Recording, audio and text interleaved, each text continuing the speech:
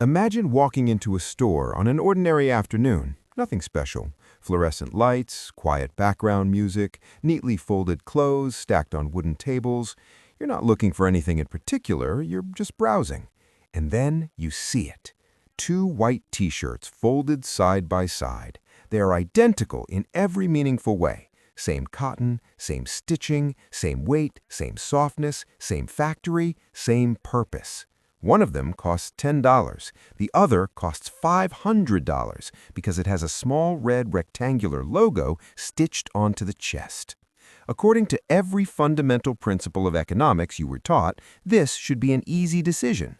The rational human being, the utility-maximizing agent described in textbooks, buys the $10 shirt and walks away feeling clever. The law of demand tells us that as price increases, demand should fall. This idea is the bedrock of capitalism. We are supposed to seek efficiency, value, and usefulness. We are supposed to avoid waste. But that is not what happens. The $500 shirt sells out instantly. People camp overnight on sidewalks just for the chance to buy it. They refresh websites at 3 in the morning. They join wait lists. They enter raffles. They spend rent money, max out credit cards, and justify it as an investment. And here is the truly insane part. If the company dropped the price to $20, nobody would want it anymore. The demand exists specifically because the price is irrationally high. This is not a coincidence. This is not stupidity. This is not a lack of self-control.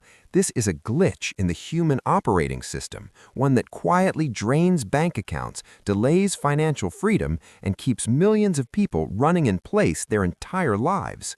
It is called the Veblen Paradox. My name is Bobby, and I spend an unhealthy amount of time thinking about why intelligent, hardworking people make financial decisions that sabotage their future. If you've ever felt the strange magnetic pull to buy something you couldn't afford, not because you needed it, but because you wanted to prove something, then you already understand this paradox at a gut level. Today, we're going to dissect it. Not just what it is, but why it exists, how it evolved, how modern marketing exploits it, and why the only way to actually become wealthy is to stop trying to look like you are. To understand why humans willingly destroy real wealth to signal imaginary wealth, we have to go back more than a century. The year is 1899. The United States is in the middle of the Gilded Age. Industrialists like Rockefeller and Vanderbilt dominate the economy. Inequality is extreme. Mansions grow larger. Servants become more numerous. Wealth is no longer just about comfort, it is about display. Enter Thorstein Veblen, an economist who absolutely despised the leisure class. While other economists believed humans were rational utility maximizers who bought things because they were useful, Veblen noticed something deeply unsettling. People were buying objects that were objectively worse at performing their function. Silver spoons so heavy they were uncomfortable to eat with, corsets that restricted breathing, mansions with rooms that were never used, horses bred for appearance rather than strength. Utility wasn't the point, waste was. Veblen realized that in a stratified society, the most efficient way to signal high status was not productivity, but visible inefficiency. He coined the term conspicuous consumption. The core idea was simple and brutal. If you can afford to waste resources publicly, you must be wealthy enough to survive the waste. This insight shattered traditional economic theory. Humans were not just buying warmth, transportation, or nutrition. They were buying status. This leads directly to the Veblen paradox. For certain goods, price does not function as a deterrent. Price functions as a signal. In a normal market, price is the pain you endure to get a product. In a Veblen market, the pain is the product. The higher the price, the stronger the signal. The more exclusionary the item, the more desirable it becomes. This is why a Rolex does not tell time better than a $10 Casio. It tells a story. It says, I have so many resources that I can afford to burn this money and it doesn't matter. If Rolex suddenly decided to become efficient and sell watches for $200, they wouldn't sell more. They would destroy their brand, because the moment the watch becomes accessible to everyone, it loses its entire utility as a status symbol for those at the top. The value is not in the gears, it is in the exclusion. This creates an inverted demand curve. As the price rises, demand rises with it. Higher prices create smaller clubs. Smaller clubs create louder signals. Louder signals attract more desire. It becomes a self-reinforcing loop, completely detached from utility, logic, or long-term financial health. But here is where the paradox becomes dangerous. The wealthy elites Veblen wrote about could afford this behavior. When a billionaire buys a $300,000 car, it's a rounding error. It does not affect their ability to invest, compound, or preserve capital. They are spending surplus. The middle class does not have surplus, yet it mimics the behavior of the elite anyway. Veblen called it pecuniary emulation. You buy the luxury car, the designer bag, the expensive watch, not because you can afford it, but because you are terrified of looking like you cannot. You finance the appearance of wealth by destroying the mechanism that creates wealth. You trade compounding assets for depreciating liabilities. You trade freedom for approval. You trade future security for present validation. And the tragedy is that this behavior feels rational in the moment because it's driven by something far older than money.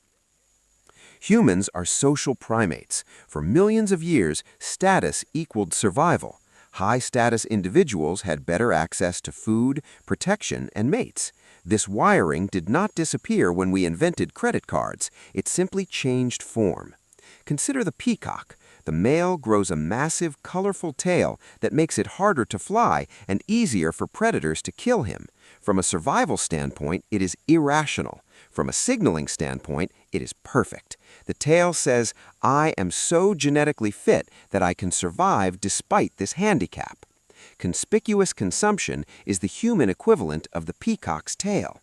We buy oversized houses we barely use, cars that are expensive to maintain, clothes that do not perform better than cheaper alternatives. We handicap our financial survival to signal that we are strong enough to survive the handicap. And modern corporations understand this instinct better than you do. Marketing departments are not selling products, they're selling identity, belonging, and relief from status anxiety. Artificial scarcity is engineered through limited drops, wait lists, invitation-only access, and social proof. Hermes does not sell Birkin bags, it sells exclusion. You are not buying leather, you are buying membership in a tiny club. The danger is that the goalposts never stop moving. As soon as the middle class stretches to afford entry-level luxury, the elite move on. Logos become tacky, flash becomes new money, wealth goes quiet. Stealth wealth replaces conspicuous wealth, and the middle class scrambles again, discarding last year's status symbols to chase the new ones. You are running a race against people with infinite stamina while sprinting on a broken ankle. The irony is devastating. By trying to look rich, you are taking the exact actions that mathematically guarantee you never will be. So, how do you escape? You opt out. In the modern world, real status is not visible, it is freedom. The person driving a 10-year-old Toyota with $1 million invested and the ability to walk away from work tomorrow has infinitely more status than the person in a brand new Range Rover living paycheck to paycheck. Wealth is what you do not see. The cars not bought, the upgrades declined, the logos ignored, the luxury taxes avoided. When you feel the urge to buy something expensive simply because it is expensive, pause.